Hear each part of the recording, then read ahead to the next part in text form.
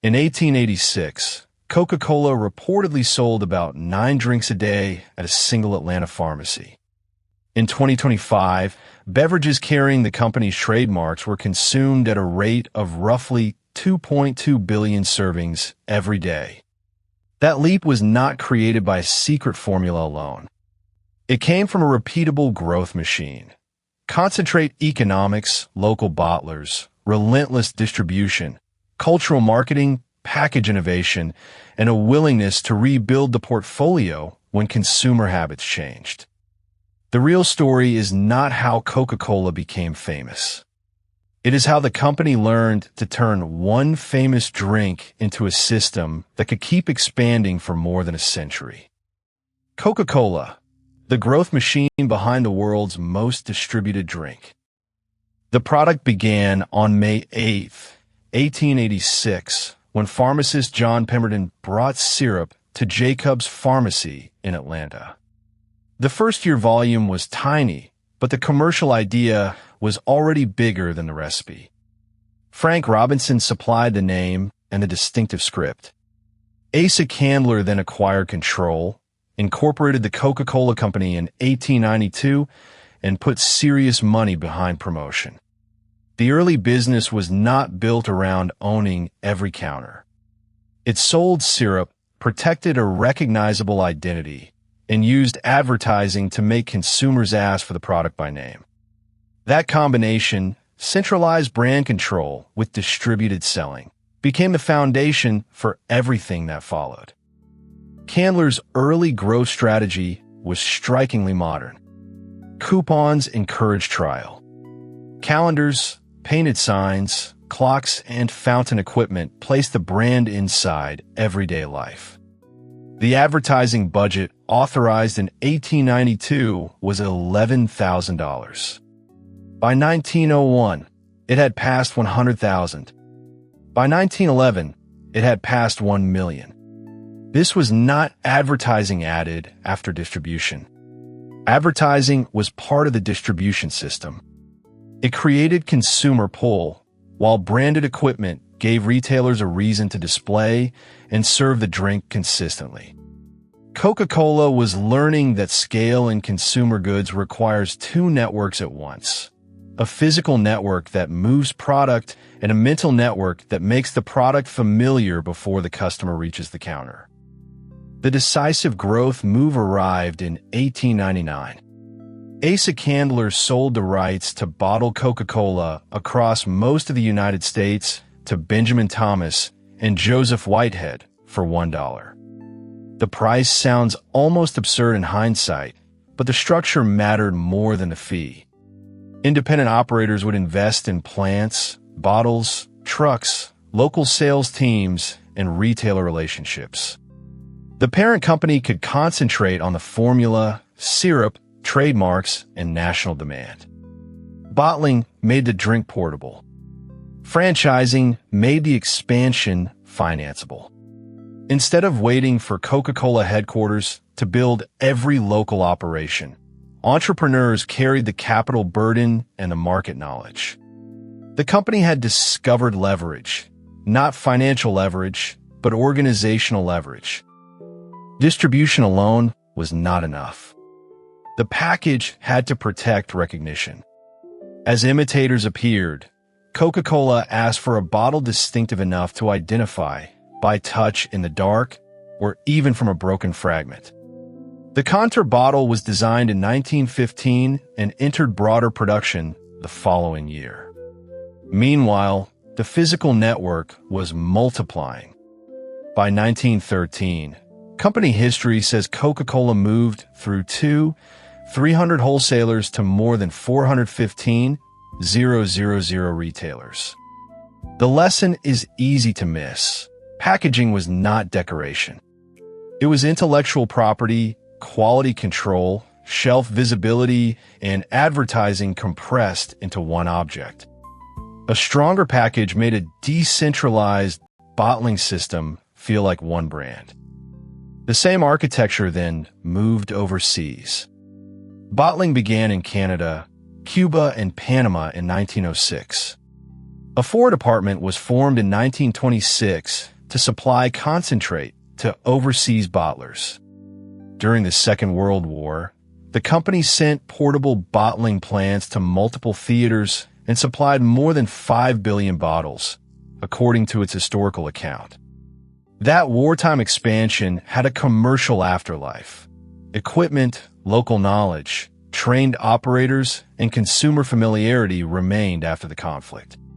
By 1959, Coca-Cola said it was distributed through 700 bottlers in more than 100 countries. The global brand was not exported as a finished American product. It was reconstructed locally, market by market, under a shared system. By 1957, sales outside the United States accounted for about 1/3 of revenue. That number captured strategic transition. Coca-Cola was no longer an American brand with export sales. It was becoming a global operating system with local production, local route-to-market decisions, and a central brand promise. International growth also diversified the company's exposure. A weak market in one country could be offset by strength elsewhere. But the structure created a permanent management challenge: maintain global consistency without suffocating local judgment. The company's later strategy would repeatedly return to that balance: global scale for brands, procurement and capabilities, local edge for pricing, packages, flavors, channels, and execution. For decades, growth came mainly from taking the flagship drink to more places and more occasions. Then the portfolio began to widen. Fanta emerged as a company-distributed flavor brand in the 1950s. Minute Maid was acquired in 1960, adding juice. Sprite followed as another global sparkling brand. Diet Coke launched in 1982 and quickly became a major extension of the trademark. Each move answered a different growth constraint: taste variety, breakfast and juice occasions, lemon-lime competition, and demand for lower-calorie options. The principle was not diversification for its own sake. It was using the same bottling, retail, and marketing system to place more relevant products into more consumption moments. Portfolio growth did not eliminate the danger of misunderstanding the core brand. In April 1985, Coca-Cola replaced its original U.S. formula with a reformulated product widely called New Coke. The company says taste tests involving nearly 200,000 consumers favored the new taste. The tests measured flavor preference. They did not measure ownership, memory, or identity. Consumer resistance was intense, and the original formula returned as Coca-Cola Classic in July. The strategic lesson was not that research is useless. It was that the wrong research question can produce a precise answer to the wrong problem. Coca-Cola had optimized the liquid while underestimating the meaning attached to it.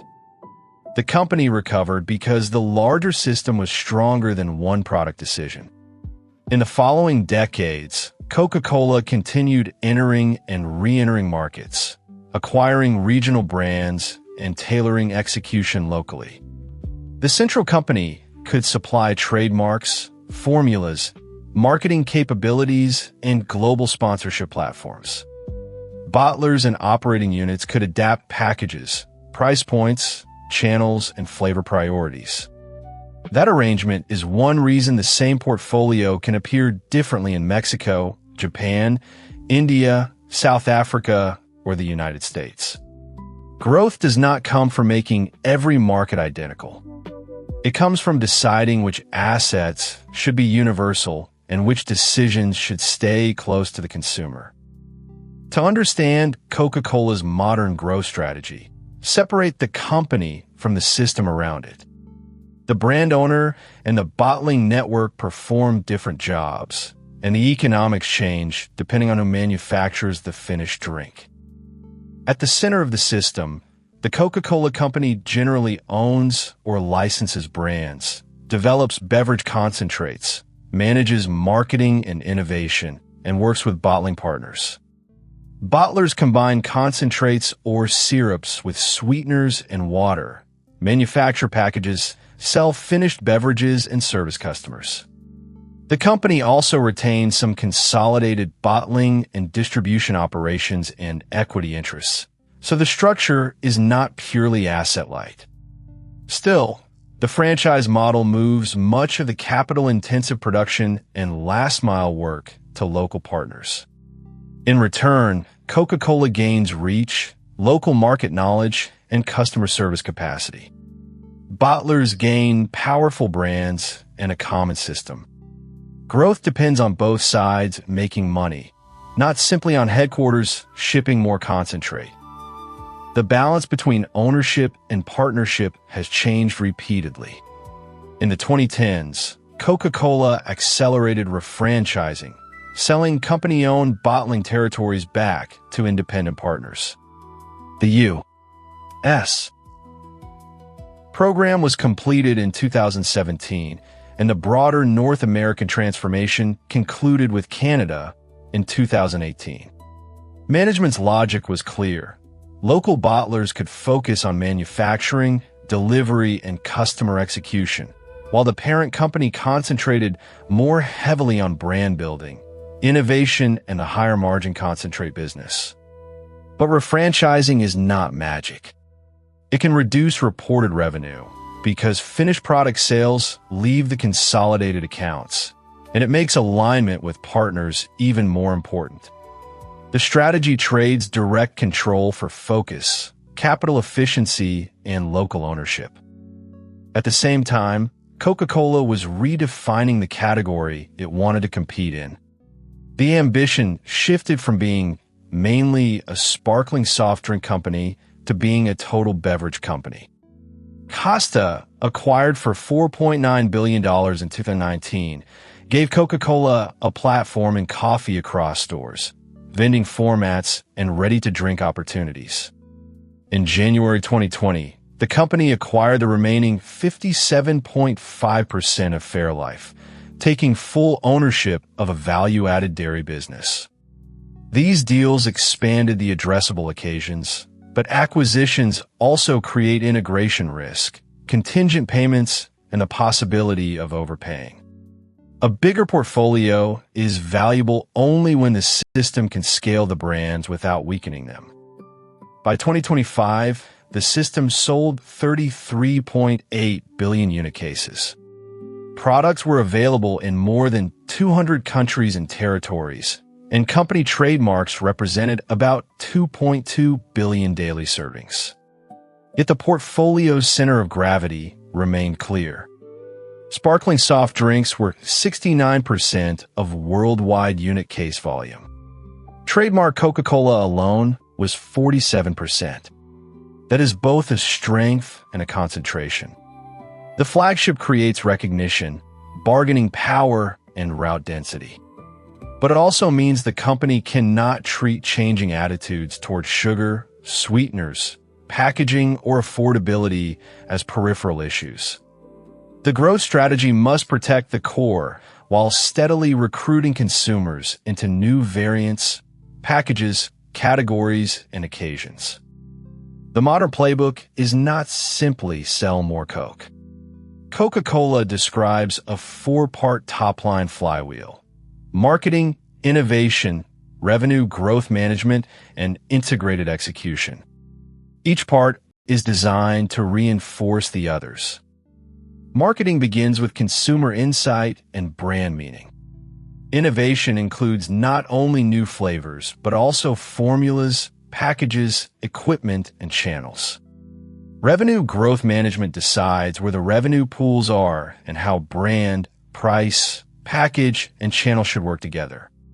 Integrated execution turns those choices into shelf space, cold availability, food service placement, and digital ordering. The flywheel matters because no single capability can carry growth alone. A brilliant campaign fails if the product is unavailable. Distribution scale fails if the package is unaffordable. Innovation fails if bottlers cannot manufacture it efficiently. Revenue management fails if price rises damage recruitment. The system grows when these decisions are made as one connected commercial design. Revenue growth management is where the strategy becomes visible to consumers. The same brand can be offered in an entry-price returnable bottle, a single-serve mini can, a family package, a fountain drink, or a premium format. That architecture lets the system respond to inflation, income differences, retail channels, and consumption occasions without relying on one uniform price increase. In the first quarter of 2026, the company highlighted single-serve Coca-Cola Zero Sugar packs in the Philippines, ultra-lightweight bottles in India and South Africa, mini cans in North American convenience retail, and premium football-themed packaging in the United Kingdom. Those examples are company-selected, but they illustrate the operating principle: recruit with affordability, capture value with premiumization, and protect frequency through package choice. The first quarter of 2026 showed the machine operating at speed. Net revenue rose 12% to $12.5 billion.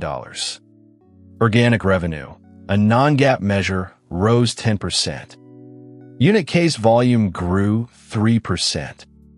Coca-Cola Zero Sugar volume grew 13%. But the headline requires context. The quarter contains 6 additional days compared with the prior year period, and concentrate sales were 5 points ahead of unit case volume. The results still showed broad execution, volume growth in China, the United States, and India, and positive organic revenue growth across every reported operating segment. The more useful signal is not one quarter's headline. It is the combination of volume, price, and mix across different markets. The geographic mix explains why a single global strategy is impossible. In Q1 2026, organic revenue grew 12% in North America, 11% in Europe, the Middle East and Africa, 9% in Latin America, and 5% in Asia Pacific. Yet Asia Pacific delivered 5% unit case volume growth while price and mix declined 6%, partly reflecting affordability initiatives and unfavorable mix. North America grew volume 4% with price and mix up 1%. The same company was therefore using different levers at the same time. More affordability in one region, more pricing or mix in another, and category-specific investment everywhere. Global scale provides the tools. Local economics determine which tool is used.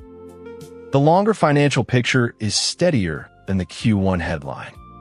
Net operating revenue rose from $45.754 billion in 2023 to $47.061 billion in 2024 and $47.941 billion in 2025. Full year 2025 organic revenue grew 5%, driven mainly by 4% price and mix and a 1% increase in concentrate sales. Reported operating margin was 28.7%, while comparable operating margin, a non-GAAP measure, was 31.2%. The pattern matters.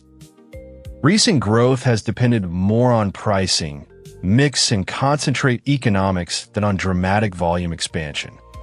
That can be powerful, but also puts pressure on affordability, brand strength, and execution. Price can support growth only while consumers continue to see value. The same scale that creates advantage also magnifies risk. Coca-Cola's filings identify changing consumer preferences, competition, water availability, commodity and packaging costs, foreign exchange, taxes, labeling rules, reputation, and relationships with bottling partners among the threats to performance. Public health policy is another structural pressure. The World Health Organization's 2023 report documents the spread and design of taxes on sugar-sweetened beverages around the world. None of this means the sparkling category disappears. It means growth increasingly depends on reformulation, zero sugar recruitment, portion choice, returnable and lightweight packaging, water stewardship, and credible execution across thousands of local jurisdictions. The machine must now optimize not only reach and revenue, but resilience and legitimacy. Coca-Cola's history reduces to a handful of strategic choices. Make the brand memorable. Let local partners carry execution. Use packaging as strategy. Widen the portfolio without abandoning the core.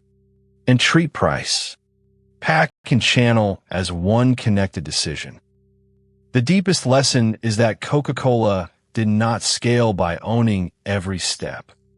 It scaled by controlling the few things that had to remain consistent: brand, formula, quality standards, and system direction, while distributing capital, local knowledge, and execution across a network. Its strongest growth moves created leverage. Its most famous mistake showed the limits of data without context. And its current challenge is to keep the machine relevant when consumers, regulators, and resource constraints are changing at different speeds around the world. This documentary is for education and analysis, not investment advice. If this story changed how you see Coca-Cola, like the video and subscribe to CompanyShift. In the comments, which matters more to Coca-Cola's future, its flagship brand or its bottling system? Watch next for another company whose distribution strategy changed an industry.